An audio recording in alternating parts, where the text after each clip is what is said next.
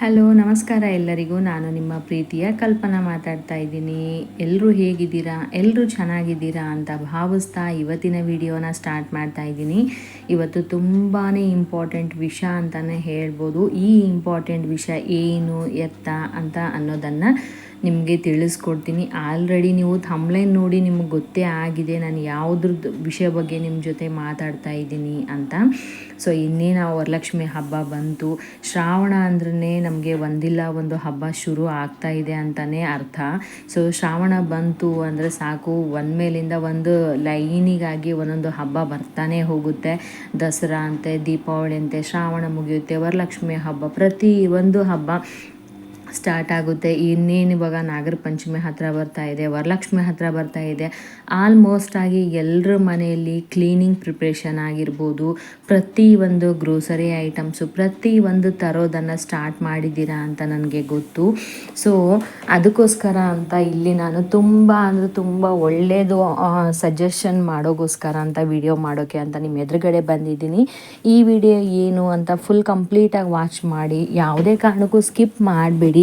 ಯಾರೆಲ್ಲ ವರಲಕ್ಷ್ಮಿ ಹಬ್ಬ ಮಾಡಬೇಕು ಅಂತ ಅನ್ಕೋತಾ ಇದ್ದೀರಾ, ಇಲ್ಲ ಮಾಡ್ತಾ ಇದ್ದೀರಾ ಅಂಥವ್ರಿಗೆ ಎಲ್ಲದಕ್ಕೂ ಯೂಸ್ ಆಗಬೇಕು ಅಂತ ಅಂದ್ಕೊಂಡು ನಾನು ಈ ವಿಡಿಯೋ ಜೊತೆಗೆ ನಿಮ್ಮ ಮುಂದೆ ಬಂದು ಕೂತ್ಕೊಂಡಿರೋದು. ಸೊ ಈ ವಿಡಿಯೋದಲ್ಲಿ ಇರೋದು ಏನು ಎತ್ತ, ನಾನು ಏನು ಹೇಳಬೇಕಂತ ಅಂದ್ಕೊಂಡಿದ್ದೀನಿ ಅನ್ನೋದು ಪ್ರತಿಯೊಂದು ಡೀಟೇಲ್ಸ್ ಆಗಿ ಹೇಳ್ಕೊಡ್ತಾ ಇದ್ದೀನಿ.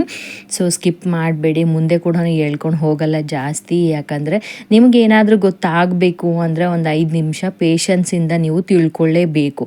ಸೊ ನಿಮ್ಮ ಹತ್ರ ಪೇಷನ್ಸ್ ಇಲ್ಲ ಅಂದರೆ ಯಾವುದೇ ಕಾರಣಕ್ಕೂ ಏನು ತಿಳ್ಕೊಳ್ಳೋಕ್ಕೂ ಸಾಧ್ಯ ಇಲ್ಲ, ಏನು ಮಾಡೋಕ್ಕೂ ಸಾಧ್ಯ ಇಲ್ಲ. ಸೊ ಯಾವುದ್ಯಾವುದೋ ವಿಡಿಯೋ ನೋಡಿ ಸ್ಕ್ರಾಲ್ ಮಾಡ್ಕೊಂಡು ಟೈಮ್ ವೇಸ್ಟ್ ಮಾಡೋಕ್ಕಿಂತ ಇಂಪಾರ್ಟೆಂಟ್ ಆಗಿರೋ ಅಂಥ ವೀಡಿಯೋಸ್ನ ನೋಡಿ ನಿಮ್ಮದು ಟೈಮನ್ನು ಯೂಸ್ ಮಾಡ್ಕೊಳ್ಳೋದು ತುಂಬಾ ಇಂಪಾರ್ಟೆಂಟು ಅಂತ ಹೇಳ್ತಾ ಇದ್ದೀನಿ. ಅದಕ್ಕೋಸ್ಕರ ಸೊ ಇವಾಗ ಎಲ್ಲರೂ ವರಲಕ್ಷ್ಮಿ ಹಬ್ಬನ ಮಾಡ್ತೀರಾ. ವರಲಕ್ಷ್ಮಿ ಹಬ್ಬ ಯಾಕೆ ಮಾಡಬೇಕು, ಯಾವ ವಿಷಯಕ್ಕಾಗಿ ವರಲಕ್ಷ್ಮಿ ಹಬ್ಬ ಮಾಡ್ತಾರೆ, ಏನು ರೀಸನ್ಗೋಸ್ಕರ ವರಲಕ್ಷ್ಮಿ ಹಬ್ಬ ಮಾಡಬೇಕು, ವರಲಕ್ಷ್ಮಿ ಹಬ್ಬ ಮಾಡೋದ್ರಿಂದ ನಮಗೆಲ್ಲ ಏನು ಲಾಭ ಇದೆ ಅನ್ನೋದನ್ನು ಹೇಳ್ಕೊಡ್ತೀನಿ. So first of all Varamahalakshmi ಹಬ್ಬ ಯಾಕೆ ಪೂಜೆ ಮಾಡಬೇಕು ಅನ್ನೋದನ್ನು ತಿಳ್ಕೊಳ್ಳಿ, ಓಕೆನಾ. ವರಮಹಾಲಕ್ಷ್ಮಿ ವ್ರತವನ್ನು ಮಹಾಲಕ್ಷ್ಮಿ ದೇವಿಯ ಕೃಪೆ, ಮನಸ್ಸಿನ ಶುಭ ಐಶ್ವರ್ಯ ಮತ್ತು ಕುಟುಂಬದ ಕ್ಷೇಮಕ್ಕಾಗಿ ಭಕ್ತಿಯಿಂದ ಆಚರಿಸಪಡಿಸಲಾಗುವುದೇ ವರಮಹಾಲಕ್ಷ್ಮಿ ಅಂತ ಹೇಳ್ತೀವಿ. ಸೊ ವರಮಹಾಲಕ್ಷ್ಮಿ ಪೂಜೆ ಮಾಡೋದ್ರಿಂದ ನಮ್ಮ ಮನೆಯಲ್ಲಿ ಧನ ಪ್ರಾಪ್ತಿ ಆಗುತ್ತೆ, ಐಶ್ವರ್ಯ ಪ್ರಾಪ್ತಿ ಆಗುತ್ತೆ, ಮನೇಲಿ ಮಕ್ಕಳು ಆಗಿರ್ಬೋದು, ಗಂಡ ಆಗಿರ್ಬೋದು, ಆಯುಷು ಅಭಿವೃದ್ಧಿ ಆಗುತ್ತೆ, ಒಂದು ಮನೇಲಿ ಪಾಸಿಟಿವ್ ವೈಬ್ ಸಿಗುತ್ತೆ, ಮತ್ತು ಶುಭ ಯಾವುದೇ ಥರ ಶುಭ ಆಗಿರ್ಬೋದು, ಮನಸ್ಸಿಗೆ ಒಂಥರ ನೆಮ್ಮದಿ ಪಾಸಿಟಿವ್ ವೈಬ್ ಸಿಗಬೇಕು ಅಂತ ಅಂದ್ಕೊಂಡು ವರಮಹಾಲಕ್ಷ್ಮಿ ಪೂಜೆನ ಮಾಡ್ತೀವಿ. ಸೊ ಧನ ಐಶ್ವರ್ಯ ವೃದ್ಧಿ, ಮನೆಯಲ್ಲಿ ಸಮೃದ್ಧಿ ನೆನೆಸಲಿ ಎಂಬ ಪ್ರಾರ್ಥನೆ. ಅಂದರೆ ನಾವಿವಾಗ ವರಮಹಾಲಕ್ಷ್ಮಿ ಹಬ್ಬನ ಮಾಡ್ತೀವಿ ಅಂದರೆ ಸುಮ್ಮನೆ ಪೂಜೆ ಮಾಡಿಬಿಟ್ಟು ಕಾಟಾಚಾರಕ್ಕೆ ಬಿಟ್ಕೊಳ್ಳೋದಲ್ಲ, ಮನಸ್ಸಿನಿಂದ ಭಕ್ತಿಯಿಂದ ಪೂಜೆ ಮಾಡೋದು ತುಂಬ ಮೋಸ್ಟ್ ಇಂಪಾರ್ಟೆಂಟ್ ಆಗಿರುತ್ತೆ. ಸೊ ಮನೆಯ ಶುಭ ಮತ್ತು ನೆಮ್ಮದಿ, ಕುಟುಂಬದಲ್ಲಿ ಸಂತೋಷ ಶಾಂತಿ ಇರಲಿ ಎಂಬ ಸಂಕಲ್ಪವನ್ನು ಮಾಡಬೇಕು ಅಂತಲೇ ಹೇಳ್ಬೋದು. ಸೊ ನಾವು ಏನೇ ಪೂಜೆ ಮಾಡಿದ್ರು, ಇವಾಗ ದೇವಸ್ಥಾನಕ್ಕೆ ಹೋಗ್ತೀವಿ, ದೇವಸ್ಥಾನದಲ್ಲಿ ಹೋಗ್ಬಿಟ್ಟು ಏನು ಕೇಳ್ತೀವಿ, ನಮಗೆ ಐಶ್ವರ್ಯ ಬೇಕು, ಹಣ ಬೇಕು, ಆಸ್ತಿ ಬೇಕು ಅಂತ ಕೇಳಲ್ವಲ್ಲ. ನಮ್ಮ ಗಂಡ ನಮ್ಮ ಮಕ್ಕಳು ಚೆನ್ನಾಗಿದ್ದರೆ ಸಾಕಪ್ಪ ತಂದೆ, ನಮ್ಗೆ ಅಷ್ಟೇ ಆಯುಷು ಆರೋಗ್ಯ ಕೊಟ್ಟು ಪ್ರಾಪ್ತಿ ಮಾಡಿಸು ಅಂತಲೇ ಕೇಳ್ತೀವಲ್ವ. ಅದಕ್ಕೋಸ್ಕರ ಮನೇಲಿ ಒಂದಿನ ವರಮಹಾಲಕ್ಷ್ಮಿಯನ್ನು ನೆನೆಸ್ಕೊಂಡು ಸಂಕಲ್ಪವನ್ನು ಮಾಡಿ ಮನೆಯಲ್ಲಿ ಸುಖ ಶಾಂತಿ ನೆಮ್ಮದಿ ಎಲ್ಲನೂ ಆಯುಷು ಆರೋಗ್ಯ ಎಲ್ಲ ಕೊಟ್ಟು ಕಾಪಾಡಪ್ಪ ಭಗವಂತ ಅಂತ ಕೇಳ್ಕೊಳ್ಳೋದೇ ವರಮಹಾಲಕ್ಷ್ಮಿ ಹಬ್ಬ ಅಂತಲೇ ಹೇಳ್ಬೋದು. ಸಮೃದ್ಧಿ ಮತ್ತು ಅನ್ನಪೂರ್ಣತೆ, ಜೀವನದಲ್ಲಿ ಕೊರತೆಗಳು ದೂರವಾಗಿ ಸಮೃದ್ಧಿ ಬರಲಿ ಎಂಬ ನಂಬಿಕೆ. ಸೊ ನಾವು ಏನಾದರೂ ಒಂದು ಕಷ್ಟ ಇದೆ ಅಂದರೆ ಈ ಕಷ್ಟ ಪರಿಹಾರ ಆಗಲಿ, ಇವಾಗ ದೇವಸ್ಥಾನಕ್ಕೆ ಹೋಗ್ಬಿಟ್ಟು ನಾವು ಕೇಳ್ಕೊತೀವಿ, ದೇವರೇ ನನಗೆ ಈ ಕಷ್ಟ ಬಂದಿದೆ, ಈ ಕಷ್ಟ ಪರಿಹಾರ ಆಗಲಿ, ನಾನು ನಿನಗೆ ಇದು ಮಾಡ್ತೀನಿ, ನನ್ನ ಕೈಲಾದಷ್ಟು ನಿನಗೆ ಸಹಾಯ ಮಾಡ್ತೀನಿ, ಈ ಥರ ನಾವು ಒಂದು ದೇವರ ಹತ್ರ ಹೋಗಿ ಸಂಕಲ್ಪ ಮಾಡಿ ಬರ್ತೀವಲ್ವ. ಅದೇ ಥರ ನಾವು ವರಮಹಾಲಕ್ಷ್ಮಿ ಹಬ್ಬವನ್ನು ಮನೆಯಲ್ಲಿ ಆಚರಿಸ್ತಾ, ಮನೇಲಿ ದೇವ್ರನ್ನ ಇಟ್ಕೊಂಡು ಒಂದು ದಿನ ಇಟ್ಬಿಟ್ಟು ಕಳಸ ಸ್ಥಾಪನೆ ಮಾಡಿಬಿಟ್ಟು ನಮ್ಗೆ ಏನೇ ಕಷ್ಟ ಬರಲಿ ನೀನು ಇದೆಯಾ ನಮ್ಮ ಜೊತೆ ತಾಯಿ, ನೀನೇ ನೋಡ್ಕೋಬೇಕು ಅಂತ ಕೇಳಿ ಸಂಕಲ್ಪ ಮಾಡೋದೇ ವರಮಹಾಲಕ್ಷ್ಮಿ ಅಂತಲೇ ಹೇಳ್ಬೋದು. ಸೌಭಾಗ್ಯಕ್ಕಾಗಿ ವಿವಾಹಿತ ಮಹಿಳೆಯರು ಹಾಗೂ ಕುಟುಂಬದ ದೀರ್ಘಾಯುಷ್ಯ ಮತ್ತು ಕ್ಷೇಮಕ್ಕಾಗಿ ವ್ರತ ಆಚರಿಸುತ್ತಾರೆ.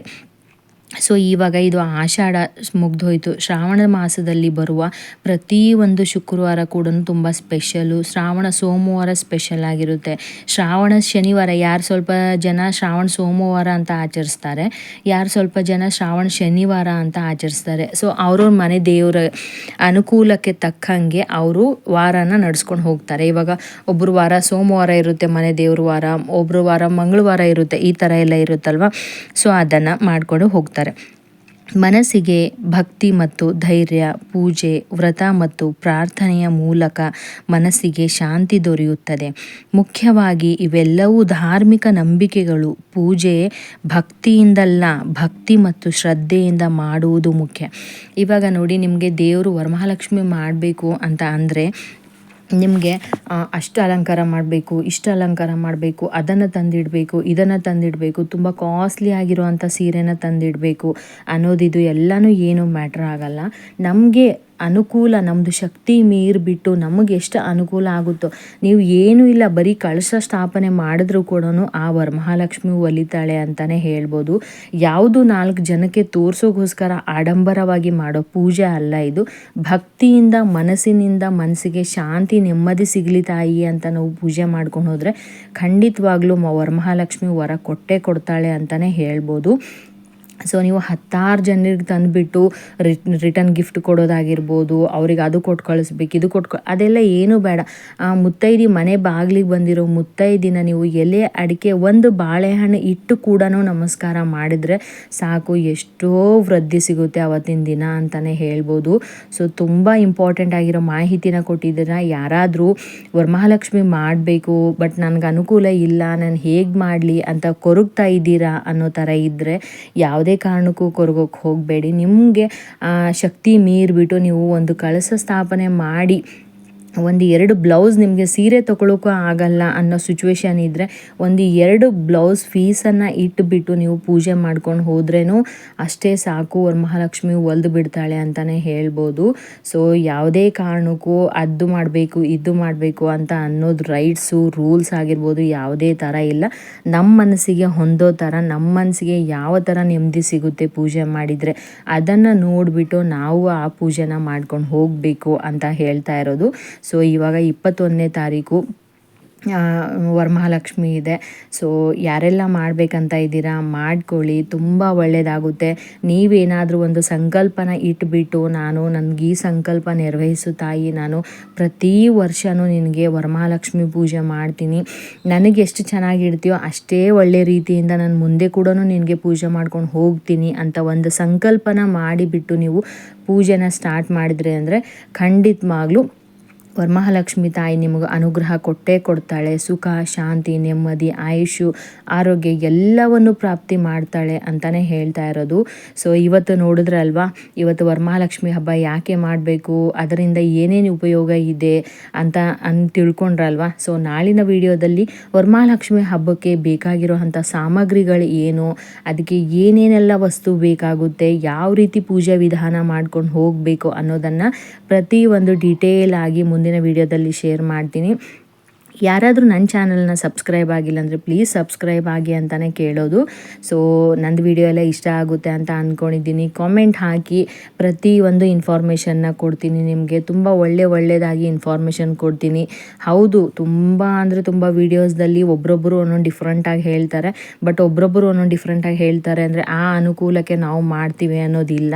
ಸೊ ನಮ್ಮ ಮನೆ ಪರಿಸ್ಥಿತಿ ಹೇಗಿದೆ, ನಮ್ಮ ಮನೆಯದು ಶಕ್ತಿ ಹೇಗಿದೆ, ನಮ್ಮ ಮನೇಲಿ ನಾವು ಹೇಗಿದ್ದೀವಿ ಅಂದ್ಕೊಂಡ್ಬಿಟ್ಟೇ ನಾವು ಪೂಜೆನ ಮಾಡ್ಕೊಂಡು ಹೋಗೋದು. ನಮ್ಮನೆ ಪರಂಪರೆ ಯಾವ ರೀತಿ ಮಾಡ್ಕೊಂಡು ಬಂದಿದ್ದಾರೆ ನಾವು ಅದನ್ನೇ ಫಾಲೋ ಮಾಡಬೇಕೇ ಹೊರತು ಅವ್ರು ಆ ಥರ ಹೇಳಿದ್ರು ಇವ್ರು ಈ ಥರ ಹೇಳಿದ್ರು ಅಂದ್ಕೊಂಡು ಕನ್ಸಿಡರ್ ಮಾಡಿಬಿಟ್ಟು ಫಾಲೋ ಮಾಡೋಕ್ಕೆ ಹೋಗಬೇಡಿ ಯಾವುದೇ ಕಾರಣಕ್ಕೂ.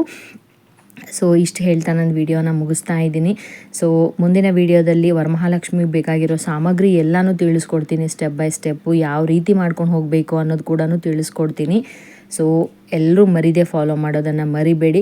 ಎಕ್ಸಾಕ್ಟಾಗಿ 7 o'clock ನಂದು ವಿಡಿಯೋ ಬರುತ್ತೆ. ಎಲ್ಲರೂ ಸಬ್ಸ್ಕ್ರೈಬ್ ಮಾಡ್ಕೊಂಡು ಸಪೋರ್ಟ್ ಮಾಡಿ ಅಂತ ಕೇಳ್ತಾ ಎಲ್ರಿಗೂ ಧನ್ಯವಾದಗಳು ಅಂತ ಹೇಳ್ತಾ ಇದ್ದೀನಿ. ಸೊ ಎಲ್ರಿಗೂ ಆಯುಷು ಆರೋಗ್ಯ ಕೊಟ್ಟು ಕಾಪಾಡಲಿ ಅಂತ ಕೇಳ್ತಾ ಇವತ್ತಿನ ವಿಡಿಯೋನ ಕಂಪ್ಲೀಟಾಗಿ ಎಂಡ್ ಮಾಡ್ತಾ ಇದ್ದೀನಿ. ಮತ್ತೆ ಮುಂದಿನ ವಿಡಿಯೋ ಹೊಸ ವಿಡಿಯೋಗೆ ನಿಮ್ಮ ಅಲ್ಲಿವರೆಗೂ ಸಪೋರ್ಟ್ ಮಾಡಿ ಅಂತ ಕೇಳ್ತಾ ಎಲ್ರಿಗೂ ಥ್ಯಾಂಕ್ ಯು.